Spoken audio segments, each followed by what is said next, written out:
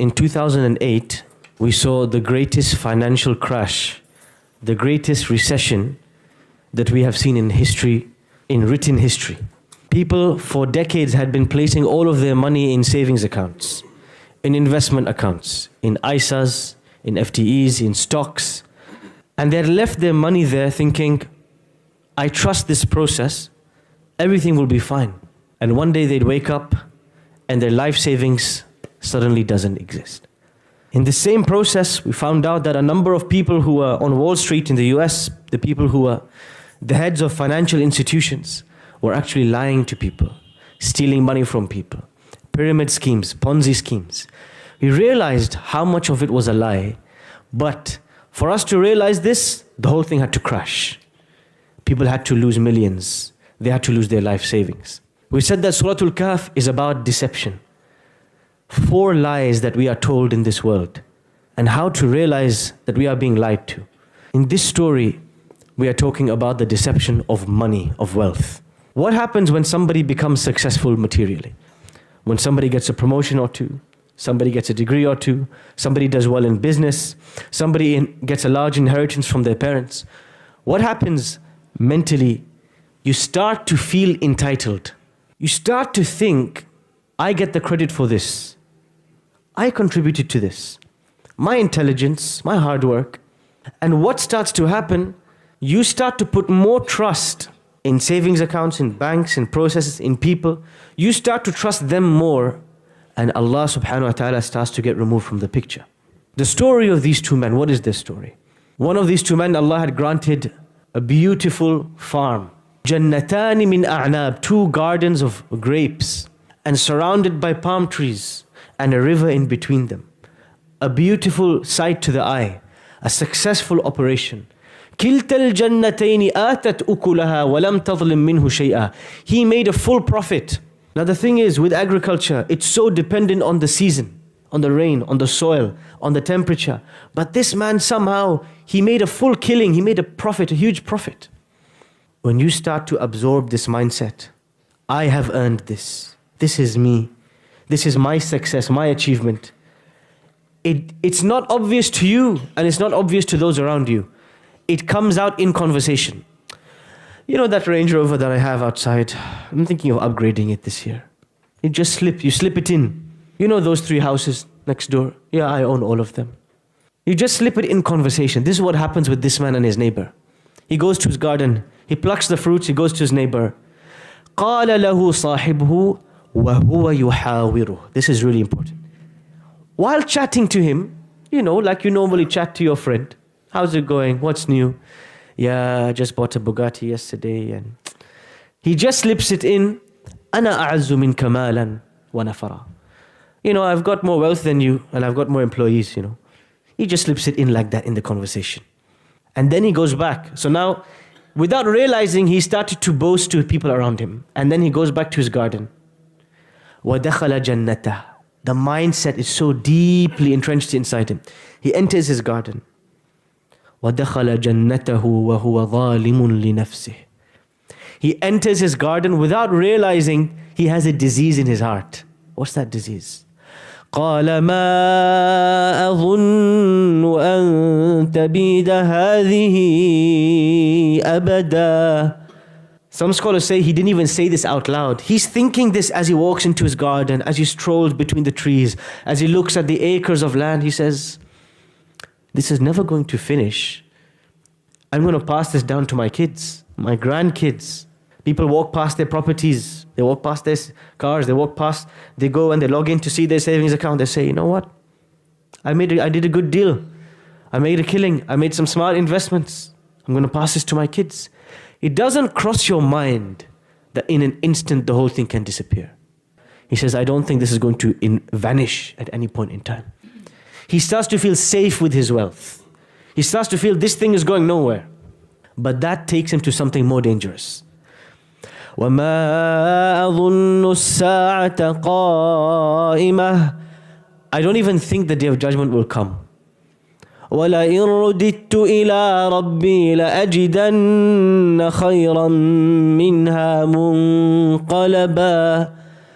And even if there was a day of judgment, Even if I go to Allah, look how much wealth He gave me. Surely He's going to look after me. You start to think that the wealth you have, the blessings you have, the house you have, the clothes you have, the children you have, you start to think this is because Allah loves me.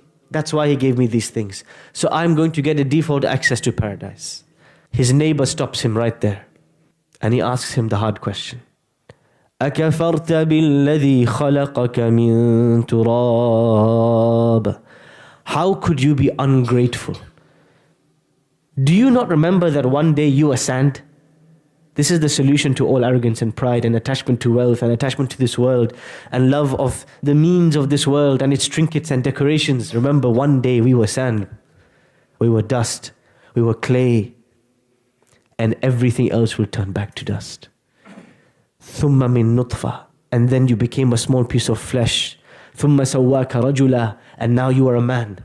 How did you come to be from nothing? Allah made you from nothing. He made your wealth from nothing. You are not everything, you are a speck. Remember this. And then this man says, لَكِنَّ هُوَ اللَّهُ رَبِّي. He says, but me, Allah is my master. Everything I do, I know it comes from Him. I see something beautiful in my house, I say, He gave it to me. Not for a second do I think it belongs to me. I know He can take it away any moment. وَلَا أُشْرِكُ بِهِ أَحَدًا. I will not make anyone equal to Him. وَلَوْلَا إِذْ دَخَلْتَ جَنَّتَكَ. My friend, why? When you entered your garden, why didn't you say these two special words? These two words. If we have this mindset, it will change the way we see our wealth. When you look at what you have, first thing you should say, Ma sha Allah. This word, we use it so often. We don't understand the depth of what it means. Ma sha Allah means, if Allah did not will it, I would have nothing today. I could have all the skills, all the intelligence, all the degrees, all the business partners, but I would have zero. Like the people on Wall Street in 2008. $100 billion disappeared overnight. Where did it go? Nobody knows. Overnight. They had everything and suddenly they had nothing. That's how it can happen. My Lord is the one who gave it to me. Second phrase, La quwwata illa billah. The interesting thing in this passage is this man is accused of shirk, making equals to Allah. And in the end of the story, he says, why did I make equals to Allah? Now, did this man worship idols? The vast majority of historians say, no, he was not worshipping idols. Then how is he committing shirk? How is he making equals to Allah? This is the type of shirk that many of us commit and we don't realize it. Shirkul asbab. When we start to think that the machines and the means and the people and the processes are doing things, not Allah. When you put your clothes in the washing machine and you think, that's cleaned my clothes. No, Allah cleaned. Allah subhanahu wa ta'ala is the ultimate will. If He willed it, you could have put your clothes in there, put the soap in there, the powder in there, and nothing would have happened. When you lock your door and you think, my security system protects my house, and you start walking, feeling safe inside. No, Allah protects your house. That security system can fail tomorrow. When you drop your kids at school and you walk and you think, my kids will be okay. The teachers will teach them. No, Allah gives them knowledge. And if Allah willed, no teacher could give them anything. Allah is the doer. Everything else is just a means. Everything else is just, when you get your paycheck at the end of the month, you think, my boss paid me. No, Allah paid you. He sent it through your boss. Everybody in this world is a postman. Allah is sending the letter. They are just carrying the message. When we start to put more trust in things, this is called shirkul. We have made it equal to Allah. When an earthquake happens, what does the BBC say? What does the news say? Nature got angry. What is nature? Nature is some kind of God alongside Allah. The sea is angry because of global warming, because of pollution. So the sea made a tsunami. What, the sea is some kind of demigod? No. These are all the creation of Allah. They are subservient to Him. And so this man, he learns his lesson the hard way. His neighbor, his good friend is telling him, why didn't you say, La quwwata illa billah? There is no power. Nothing can happen unless Allah wants it to happen. And look, he says to him, I have less money than you, less people than you, but I'm grateful to Allah. That is the secret. It's not about having more. It's about being content with what you have. And then what happens? He enters his garden And Allah subhanahu wa ta'ala destroys his garden completely. He finds his garden is destroyed. أصبح يقلب كفيه على ما أنفق فيها. He starts to then grit his hands together in regret over all the investments he made in this place. ويقول, and he says, يا ليتني لم أشرك بربي أحدا. Why did I put my trust and feel safe in the process, in the nature, in the plants, in my employees? Why didn't I say this all came from Allah? Look what happened. In one moment it disappeared. One moment it's all gone.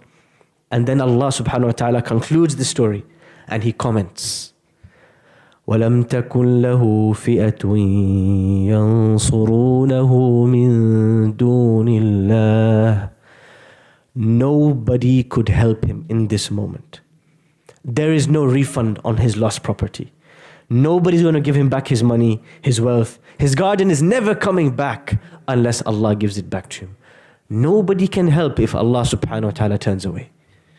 وَمَا كَانَ مُنْتَصِرًا. And nor can he do anything to revive it. The game is over. هُنَالِكَ الْوَلَايَةُ لِلَّهِ الْحَقِّ. Today he realized something. Allah has the walaya. He looks after everything. Not me, not my manager, not my supervisor, not my security guard. Allah is the ultimate doer. هُوَ خَيْرٌ ثَوَابًا وَخَيْرٌ أَمَلًا. His reward is better, and it's better to put my hopes in him, not in anybody else. Today, Sahib al-Jannatain, the man with two gardens, he learned this lesson that we should all learn. We should not learn it the hard way. We should not learn it the day we find our child has been hit by a car. We should not learn that day Allah protected our children, not me and you.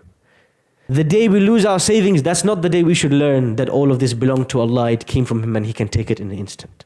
When a mother has a miscarriage after 9 months and loses her infant, this little baby, she looked into his eyes, this cute little child, and suddenly he passes away. That shouldn't be the day she realizes Allah gave it to me and He can take it away. Allah is the ultimate doer. Wealth is a deception.